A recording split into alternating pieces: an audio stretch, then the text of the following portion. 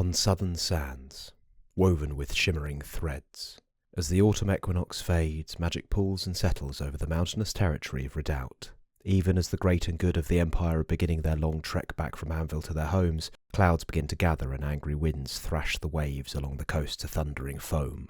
Heavy rain, then sleet, then vicious hail whips along the cliffs and beaches. Lightning marches across the horizon. Spring magic is unleashed, a violent expression of the destructive power of that realm. While it is without doubt worst along the coastline, the touch of the storms is felt as far north as Lemus and Willstone, bedeviling merchant vessels visiting Elos and Viston, or travelling up the River Hedra to cargo. At night, the clouds remain thick along the coast, but clear somewhat as one travels inland. They reveal more magic at work in Redoubt. The sky over the high peaks shimmers and shifts. A shroud of night magic stirs the stars, reshaping and reforming them. And if that shroud is of no great strength, insufficient to stymie any save the most cursory of divinations, the fact that it seems the entire Empire rests beneath that same delicate blanket of glamour and misdirection is still cause for comment.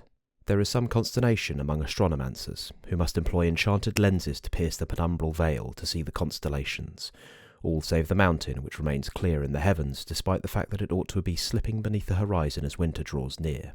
An omen, or the whimsy of the night? Nobody seems to be sure. Predictions are tricky under the shroud of night. A few nights later, under the shifted sky and battering hail, a citadel of pale stone and dark ice rises on the slopes of Mount Soluri, garrisoned by folk with the white fur and visage of great bears. In the foothills below the twisted ruins of Unmade, the font of the unmade trove that transformed the citadel guard, 3 squat towers of rime and rock forge themselves from star and moonlight as the season begins to turn cold. These frozen citadels are only the first of the magical defences that will gird Redoubt in the coming weeks. Overnight, burning brass sigils unfold across the walls of Cargo and the court of the White Fountain that hiss and sizzle as the rain pounds against them. All who see them know instinctively that they bind the strength of Shakal, the volcanic metropolis where the eternal Estivus has her forge, to the mortal fortifications. Barely a day later, 2 cohorts from the Autumn Realm arrive to bolster the garrison in Lemus and Optarion. 50 massive metal and stone 4-armed constructs support each fortification, led by bull-headed minotaurs in bronze armour who set about reviewing the defences of the northern city and the southern citadel, liaising with the mortal garrisons and further bolstering the might of the 2 castles. In Cargo, these developments are welcomed with curiosity and excitement. Arcanists take every opportunity to examine the enchantment that surrounds the city, the ramparts of Ashlar woven by imperial magicians from a ritual scroll sold to them by the Forge Mistress. The Minotaurs find any number of fascinated scholars eager to interrogate them about life in the City of Fire and Stone. They are quickly disappointed to discover the heralds are significantly more interested in their work bolstering Cargo than in talking to academics. The reception at the court of the White Fountain is a little marred by the response of the small number of Koboldi that live there, remnants of the contingent that helped infuse the walls with summer potence to make them unbreakable. The little scaled heralds are concerned by the transformation of the fortification and the presence of the autumn constructs. They express reservations, worried that the servants of Estivus do not appreciate the strength of stone as much as they do, that this temporary enchantment will not last and has no durability. They can be spotted watching the servants of the Forge Mistress with worried eyes, wringing their hands. Regardless, the power of these enchantments cannot be denied. Between the burning sigils, visible for miles once night falls, and the soldiers of the Autumn Realm, the power of the 2 fortifications is greatly increased.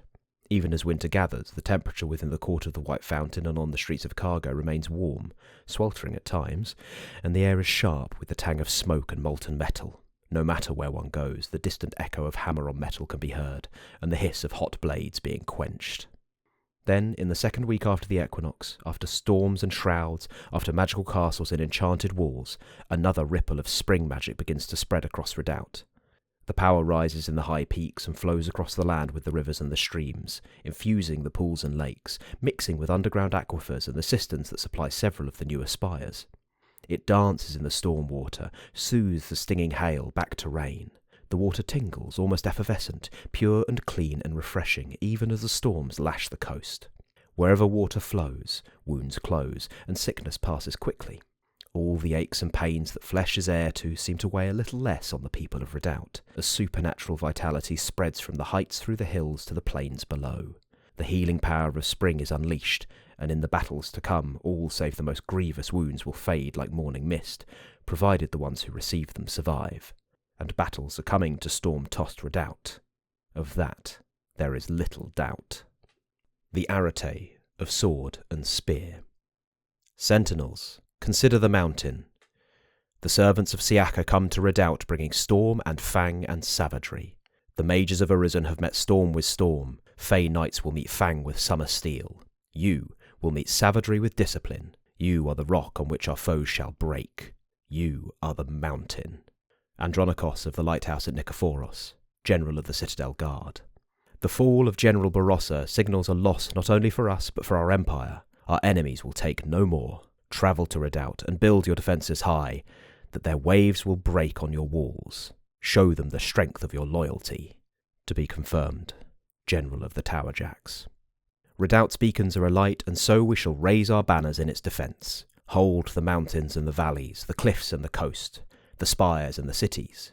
We shall be the hunting bird that haunts the heights, diving upon unwary prey. Vigilant as sentinels, swift as wardens, the imperial eagle shields all homes. Jaromir Ostrovin Kostka, General of the Northern Eagle. The Citadel Guard crosses the Hedra east of Cargo, marching south out of Morrow. They are accompanied by a grand cohort of lion-faced warriors of the Summer Realm, the Knights of Eleonaris conjured by imperial magic and bound to fight alongside the Sentinels and War Magicians. The scarlet and gold banners of the Lady of Penance flutter in the wind alongside those of the Phoenix and the White Tower. They sing as they come, providing a tumultuous counterpoint to the smooth calm at the heart of the Sentinel army. Pausing briefly beneath the sigil-woven walls of Cargo, they head south towards the coast through Siluri.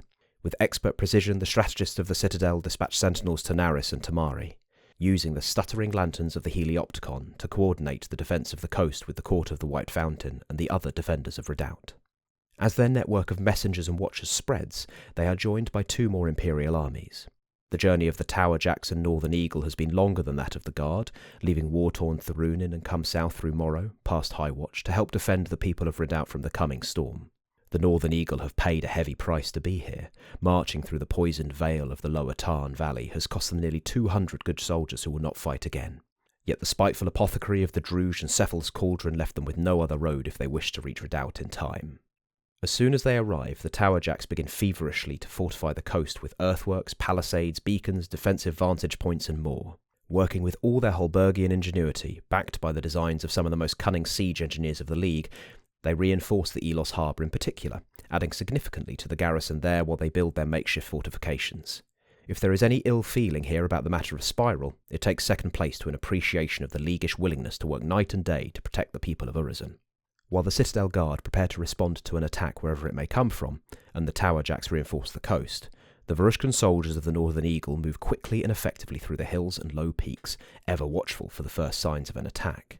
They take nothing for granted. Complacency is the enemy of victory. Their strategy complements that of the Urizen Sentinels. The army fragments into half a dozen independent groups that maintain communication with messengers and trained birds. Responsible, ready to swiftly gather at the point of any incursion, the hit-and-run tactics seem particularly well suited to the rough terrain and foothills of Urizen. While some of the Urizen spies are at first reticent about Varushkan soldiers in Redoubt, they swiftly warm to their guests, the long shadow cast by the Iron Helms dispelled by the professional, albeit grim, demeanour of the Northern Eagle. People of Redoubt, watch the coast and prepare for the malice of the children of Rex and the Grendel. Turn your striving to the organisation of your defences. Build up your bonds with your fellow spires and make assurances to share this watch. Hone your courage and do not fear to act. Keep watch upon the ribbon of Salt and Evenstar. They must not fall into wicked, idolatrous hands. Let Urizen's virtue be a light against their darkness. Halcyon of the Myriad Stream, Urizen Assembly, Autumn Equinox, 386YE, vote, greater majority, 306 to 0. The warning of the Urizen Assembly, shared with every priest of the nation, goes some way towards preparing the citizens of Redoubt for what is coming. Working together with the Eagle and the Jacks, the citadels of Redoubt provide supplies and guides, supporting the armies as the armies prepare to defend them. It helps that Redoubt has so many citadels. While it has been some time since the territory was threatened militarily, they are always prepared to face attack from the sea, or from Spiral. On wings of storm. For a time, it seems that these preparations might go untested. Days stretch into weeks, and a few of the more critical Urizen begin to question the wisdom of expending so much magical enemy to defend against an attack that is clearly not coming. Then, just shy of a month after the autumn equinox, the Grendel arrive. An armada of ships from the broken shore, carrying tens of thousands of Grendel warriors, brave the magical storms battering Redoubt to assail the shores of Naris. If not for the vigilance of the Urizen watchers, their attack might have taken the defenders by surprise. They approached not from along the coast, but from the west. They approached not along the coasts from the west, but from the south, from the open sea. A ripple of concern runs through the strategists gathered in Redoubt. Have the Grendel navies crossed the trackless heart of the Bay of Catazar? The question is left unanswered as the chaos of war descends on the coast of Redoubt. At first, the assumption is that they have employed some unknown enchantment to travel unseen along the coast. It quickly becomes apparent, however, that while there is magic woven into the hulls, rigging and sails of the Grendel warships, it is a protective charm of autumn magic which helps their ships endure the spring-spawned storms rather than anything to do with speed or concealment. This protection is not foolproof. Watchers confirm that several ships are swamped or sunk by the enchanted tempest, but it serves to significantly reduce the damage done by foam and spittle to the broken shore armada. It's obvious that this force is made up of many of the ships and soldiers that assaulted Madruga and burned Sirok, or rather some of them. The Simoom, the Tempest and the Golden Sails transport the piratical Black Eels, the mercenary army of the Bone Nautilus, the relentless veterans of the Iron Gulls, and the furious war witches of the Neguero. They launch a blistering series of raids and probing attacks along the southern coast of Redoubt, remaining mobile and seeking any weaknesses in the walls of iron and magic thrown up to defend Urizen from the sea. There are sightings of Asavean troops fighting alongside the Bone Nautilus, but no sign of the warships that hail from the eastern archipelago. It is possible that the recent fiasco at Mead has shaken their resolve, or that they are simply busy elsewhere. Even without them, the Grendel forces brought to bear in Redoubt represent a serious threat. On sheer numbers alone, it seems the Grendel outnumber the Imperial armies 2-1. Unfortunately, that assessment of the defenders of Redoubt takes into account neither the garrisons of Cargo and the Court of the White Fountain, nor the power of Imperial magic. The Summer Citadels and the Autumn Enchantments both help swing the odds back in favour of the Empire. Raids on Elos and Viston are quickly repulsed by the Tower Jacks and the Citadel Guard. The Northern Eagle are called to defend the Brilliant Star from a band of Black Eels who came ashore in Tamari under the cover of dark. The Orcs have countered without the shore movement and tactical prowess of the Vrushkan guerrillas. The invading barbarians clash with the Imperial defenders over and over, and while the Empire is not victorious in every engagement, it is clear that the Grendel cannot sustain this pace for long. After some initial gains, the soldiers are forced back towards the coast. One of the most vicious engagements takes place at the lighthouse at Nikephoros. Once a respected naval citadel, its star swiftly declined after Urizen became part of the Empire. No longer considered strategically important, it was almost drowned by magical storms in the reign of Empress Brannon. It has weathered many a tempest since, but this season represents one violent tempest too many. The isolated sea stack where it stands is targeted by the ships of the Tempest and Bone Nautilus mercenaries. As the storms rage, the barbarians seek to overwhelm the defenders, but before they can claim the spire, the defenders choose to collapse the rock tower supporting the ancient citadel and tumbling it down into the hungry, churning sea. While some of the defenders are able to escape the destruction, many more perish. But they take at least as many Grendel with them, including several of the attacking ships.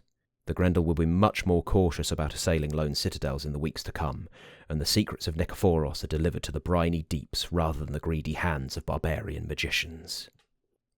The Battle of Elos. Any foothold the Grendel managed to establish is swiftly dislodged by Imperial forces, and as the winter solstice draws nearer, the attacks become more widely spaced apart. Then, with minimal warning, the Grendel launch an almost overwhelming assault against the harbour at Elos. Once a base for what little navy Urizen had before they joined the Empire, the fortunes of the spire slowly declined. Major trade passed it entirely in favour of the larger ports of Cargo and Hedra to the north, leaving it little more than a quiet fishing village. Yet even in sleepy obsolescence, the quayside remained extensive and the harbour wall fortified. A few years ago, though, the Imperial Senate ordered an expansion of the docks, restoring them to and eventually surpassing their former glory. In the season since the great harbour of Elos has once again become a bustling port, and perhaps in time it could become something more. Perhaps it is simple opportunism, or perhaps it is something more, but the Grendel forces throw their full strength behind the capture of the port. It seems their strategy here has been one of misdirection, to scatter the Imperial defenders across the long coastline of southern Redoubt before revealing their real intention. They have countered, however, without the foresight of the Citadel Guard and the industry of the Tower Jacks. While the defenders are indeed spread out, Elos is far from undefended. The first Marines disgorged from the Grendel ships find themselves pressed up against the barricades and palisades positioned by the Holbergian engineers. Even though the work of creating durable fortifications is still underway, the League soldiers have used their existing defences of the harbour to channel the invaders where they want them. Even these skeletal preparations leave the attackers exposed to the smaller garrison defending the spire, and they are cut to ribbons by crossbow bolts and Orizeni spears. The Grendel respond quickly, adjusting their tactics and seeking to land more ground troops on the beaches outside the town. The delay costs them dearly, however, and even as they begin to move against the walls of Elos, returning Varushkan patrols and scouts from the Court of the White Fountain fall on them from the east and west. The Heliopticon tower above the town sends out a warning and a call to arms that is quickly repeated across Naris and beyond, and the Empire's fist begins to close around the Grendel attackers. This close to the shore, they must also contend with the worst effects of the spring curse laid across the seas and winds, which dashes more than one invading ship to pieces, drowning it and its cargo of soldiers. Those shipwrecked barbarians who make it to shore are little match for the Imperial defenders. Yet the Grendel are nothing if not adaptable, and in the face of unexpected defenders they have changed their tactics. The mightiest armoured warships form a tight spear point aimed at the heart of Elos, and pierce the defences. The fighting on the docks is fierce and bloody, as the Grendel focus on clearing the defences the Towerjacks have created. They are able to establish a beachhead, and from there the battle spills over into the town. Urizen settlements are often as not laid out with an eye to aesthetics and beauty, with spacious avenues between buildings, a far cry from the tangled mazes that characterise a League city or a Varushkan town. Pitched battles take place between the Imperial soldiers and the Grendel invaders, with the crossbows and bows on both sides proving to be a powerful asset in the long, straight streets.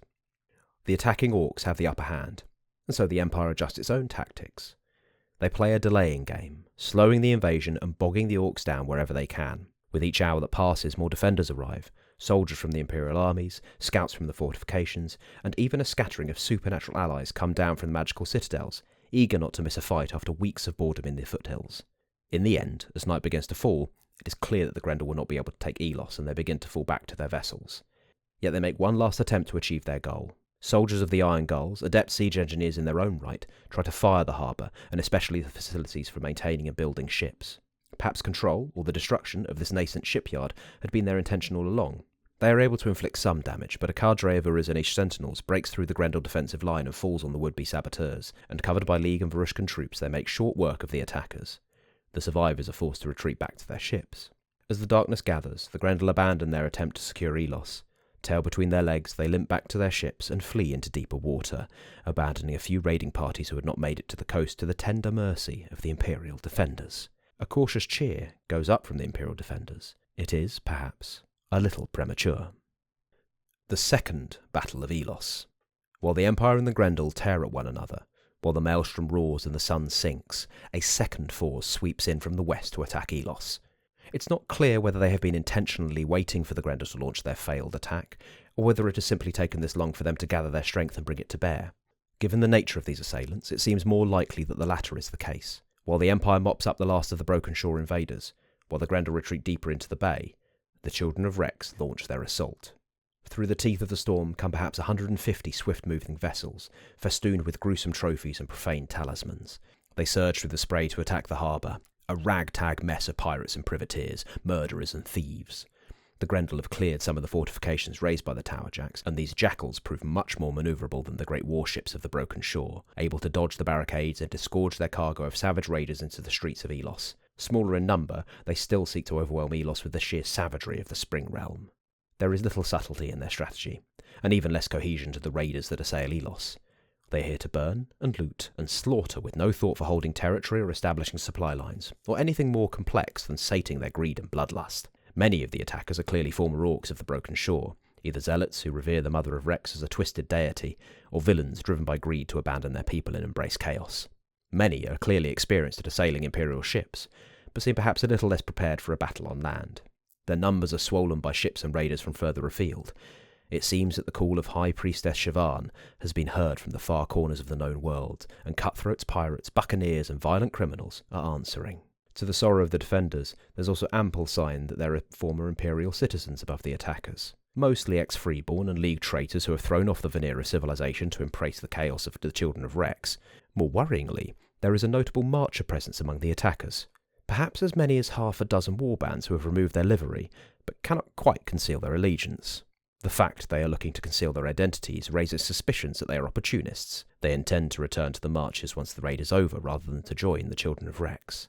They fight no less savagely than the compatriots, however, their merciless wrath just as unforgiving as that of the other Children of Rex. True barbarians, they give no quarter and expect no mercy. Every attacker shows signs of the potent spring enchantments coursing through their veins that grant them savage strength to cut down defenders, while giving them unnatural vitality, allowing them to shrug off powerful blows, even lightly armoured as many of them are. As with the other engagements with the Children of Rex, there are a number of heralds, monstrous beasts, and bloodthirsty supernatural reavers bolstering their strength. Alongside humans and orcs throng savage carcadrons, thunderous tempest children, and great bone-armoured sharks ready to devour anyone who falls into the water. While the majority of the attackers rely on steel to try and overwhelm the defenders of Elos, there are clearly a number of magicians among them well versed in the violent magics of spring. In the teeth of the gale, they shout words of power to tear down the defences of the town, to sink its ships, to scatter its defenders. The Urizen meet the unconstrained fury of spring with magic of their own, however, and strong as the Children of Rex sorcerers are, the Urizeni are stronger. Urizen magic turns aside the most destructive incantations of the children and their supernatural allies, bolstering and strengthening their allies, and helping them remain calm and focused in the face of the disordered aggression from the sea. In stark contrast to both the Imperial and Grendel forces warring over the coast of Redoubt, there is little organisation here. Some of the children's vessels lose interest in the attack on Elos, peel off and pursue the retreating Grendel armada. Where they catch stragglers, they gleefully board their warships and slaughter their crews. A number of Grendel troops left behind in Elos, trapped between the bloodthirsty hammer of the Children of Rex and the anvil of the Empire, choose to surrender to Imperial troops, or in one or two cases strike hasty alliances to fight the new threat.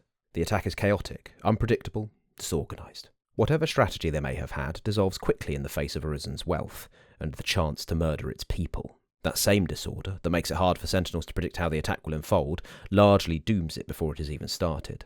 Despite the small number of attackers, the Children of Rex are focused on mayhem and theft rather than trying to conquer the town. They kill more people than the Grendel did because they are not here to conquer, merely to slaughter and fill their pockets. Because there is no sense of unity or loyalty between the vicious raiding bands, it matters little to the individuals when their fellow attackers fall. Beyond the point where an attacking army would have sounded the retreat, the fighting continues through the night. Fires erupt across Elos. The cries of the wounded and the dying rise to challenge the thunder of the clouds in volume. Yet as midnight approaches, the furious tumult of the Children of Rex begins to falter. Their frenzy dims, their strength expended in a crazed flurry of attacks. The Sentinels, the League soldiers, the Varushkan Schlachter systematically surround and butcher the straggling attackers. Those smarter raiders know the tide has shifted and fall back to their ships, peeling away from the narrow shore and heading westward, satisfied with their loot and the slaking of their bloodlust. There is still violence to come, however, as the ships of the Children of Rex flee back towards the lair in the west. 24 swift broken shore ships attack their stragglers, cutting down their crews or sinking the pirate ships wherever they can. While the bulk of the Grendel armada is still in full retreat, it seems some of their independent captains are more interested in retribution against the traitors and murderers under the tattered flags of Siaka than they are in making it safely to deeper waters after the failure of their attack. Forewarned and forearmed. As the morning sun limps above the eastern mountains, the defenders of Elos count the cost. The spire has been damaged. There is still a pool of smoke hanging over the settlement. The tower jacks immediately set to work repairing and replenishing the barricades on the docks, while the Northern Eagle dispatches details to gather up the corpses of Grendel troops and Siakan raiders and burn them on great pyres outside the walls of Elos. These funeral furnaces burn low, spitting and snarling in the drizzle that still pours from the heavy spring-infused clouds above. The harbour has weathered the storms, and perhaps been made stronger. If there had been no defence, if it had just been the Grendel or the Children of Rex against Elos, the story would have been very different. Without forewarning, the Grendel would have taken Elos and established a beachhead in Redoubt, spreading quickly across Naris and threatening not only Redoubt but Necropolis as well. Even without the Grendel attack, the Children of Rex alone would have overwhelmed the defenders and Elos would have burned, its people slaughtered or captured by the Children of Rex, who would easily have escaped any retribution from the defenders of Urizen. With 3 armies and a plethora of magical protections, however, both attackers have been repulsed. Even with the life-giving rain, many have died. In the skirmishes along the coast and in the defence of Elos, death has claimed soldiers of 3 nations. For all their lack of number, the sheer savagery of the Children of Rex rivals the worst excesses of the Druge in its bloodthirstiness, and the protectors of Elos have borne the brunt of that wickedness. In the days that follow, the Heliopticon flickers with news that Elos has survived. At the same time, the fact that there were many identifiably Marcher soldiers among those attackers, who even with the savage power of spring in their veins showed signs of the discipline common to a trained Imperial force, leaves a sour taste in the mouths of those who had hoped the recent conflict with the Marchers had been laid to rest. It seems there is indeed more than one way to bury a hatchet, as the Western farmers have it. Regardless, the vigilance of the Empire has paid dividends. The Grendel Armada has been forced to retreat from Redoubt without establishing a foothold in the territory or succeeding in a single significant raid. The Children of Rex has been repulsed, and while the fighting at Elos was savage, there were no match for the defenders. The storms that have rampaged up and down the coast blow themselves out 3 weeks before the winter solstice, and in the wake of the violence a sudden calm descends. The Empire has protected Redoubt, bloodied the nose of the Grendel Armada, and delivered a stinging defeat to the Children of Rex, but it has paid a steep price to do so. Game information. Redoubt. Redoubt remains fully under Imperial control. The Tower Jacks have established temporary fortifications in Naris. Imperial forces in Redoubt handily defeated attacks from both the Grendel and the Children of Rex aimed at the port of Elos. There has been cosmetic damage to the town and some loss of life, but the harbour remains intact. In addition to the usual damage caused during the campaign by the Grendel navies and armies, the attack of the Children of Rex and their supporters has caused additional casualties to the three armies defending Redoubt. These extra casualties has also been reduced by Rivers of Life, however. Grendel forces have retreated, having failed to establish any foothold in the territory. The Children of Rex raid has been held off, and the attackers have scattered into the deep waters of the Bay of Katazar. The Tower Jacks have completed their programme of fortifications and bolstering of defences across Naris, and following the winter solstice the region will have a 1,000-point fortification. That strength drops to 500 after the spring equinox, and has faded completely by the end of the summer solstice 387 YE. Work on the roads of the sky has been slightly impacted by the terrible storms and magical rain, but given that the destructive curse is focused on the coast rather than the territory as a whole, the effects have been negligible. The presence of both the Tower Jacks and the Northern Eagle have also helped ensure that the work has proceeded apace despite the dreadful winds and rains lashing Redoubt. Foam and life. Foam and spittle of the furious sea has reduced production from fleets based in Redoubt and damaged navies fighting in the territory. It has also impacted ministries related to coastal trade along the shores of Redoubt. In combination with Rivers of Life, the two curses have had additional unpredictable effects on farms, forests and herb gardens in the territory. The territory has been under the effect of both foam and spittle of the furious sea and Rivers of Life. Every fleet based in the target territory has had its production reduced by 2 ranks, providing reduced income for the character who owns them. The storms have also battered the coast.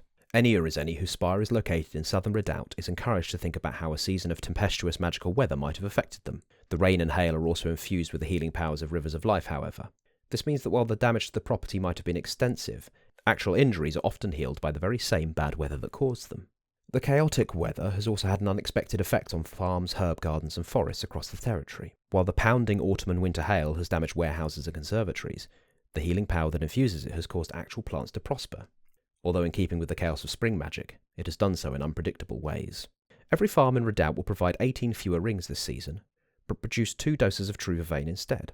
Every herb garden provides 2 fewer doses of true vervain, and instead provides 18 rings of valuable or edible plants. Every forest provides 2 fewer measures than normal, but instead provides a single pawn of vital honey. Foam and spittle is not great for international sea trade, and as such, the custodian of the Concordium dock, the keymaster of the Elosian docks, and the Elosian architect will all be unable to access the top levels of their respective ministries following the winter solstice. Fewer ships are visiting the ports, and the disruption caused by the curses coupled with the fighting along the coast has discouraged merchant vessels from visiting these ports. This change comes from the interplay of the magic of foam and spittle and Rivers of Life, the influence of the constellation of the mountain, and perhaps also the presence of Siaka's chosen pirates and their many enchantments. There's no guarantee the same effect would occur if the 2 curses were performed together elsewhere. Participation. Elosian Raiders. Players whose fleet or military unit participated on the attack on Elos receive rewards based on their military strength. Taking part in the raid alongside the Children of Rex is a serious crime. If uncovered and convicted, the character likely faces the death penalty. Anyone who took part in the raid on Elos fought alongside the Children of Rex against Imperial citizens and soldiers. As detailed in the description of the action, any military unit that took this action has definitely killed Arisen citizens as part of the attack, and may have killed Varushkan or League soldiers as well.